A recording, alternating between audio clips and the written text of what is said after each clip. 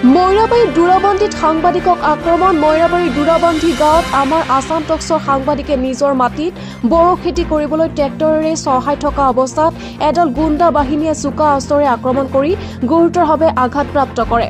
আছাম টক্সৰ বৰচলাৰ সাংবাদিক মুস্তাফা জামানক মাটি-বাৰী সংক্ৰান্তত স্থানীয় ভূ মাফিয়া আব্দুল মতিনৰ নেতৃত্বত অহা 7জনীয়া গুণ্ডা বাহিনীৰ দলটোৱে ৰড আৰু ডেগাৰেৰে আক্ৰমণ কৰে। আব্দুল মতিন পূৰ্বেও মাৰ্ডাৰ কৰি 10 বছৰ জেল খাটি আহিছে। স্থানীয় ৰাইজে ঘটনাৰ সন্দৰ্ভত খবৰ পাই সাংবাদিকগৰাকীক ততাতয়াকৈ মইৰাবাৰী এফআইআৰত ভৰ্তি কৰায়।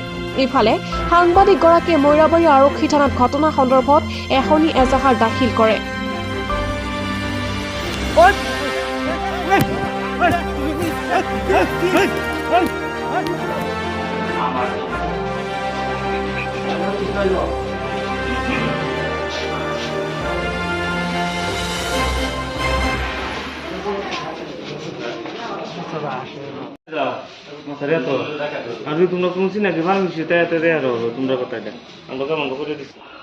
লালিপাৰত আমাৰ মাটি আছে।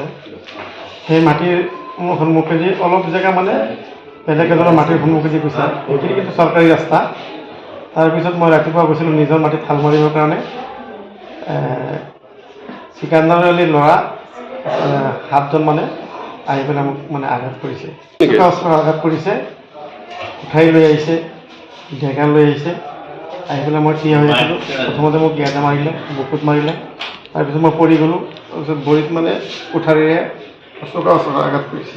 গুণ্ডা বাহিনীৰ দলটোত কেইজন আছিলে? কাৰ নেতৃত্বত আহিছিলে? এইটো আব্দুল মতিনৰ নেতৃত্বত। কেইজন গুণ্ডা বাহিনী কেইজন আছিলে? 7জন। আপোনাক অকলে পাই মানে চোকা অস্ত্ৰেৰে আঘাত কৰিছে? এতিয়া আপোনাৰ ক'ত ক'ত আঘাত পাইছে? মই বুকুত আঘাত পাইছোঁ, ইয়াতে মোৰ জখম হৈছে, ইয়াতে হৈছে। তাৰপিছত ভৰিত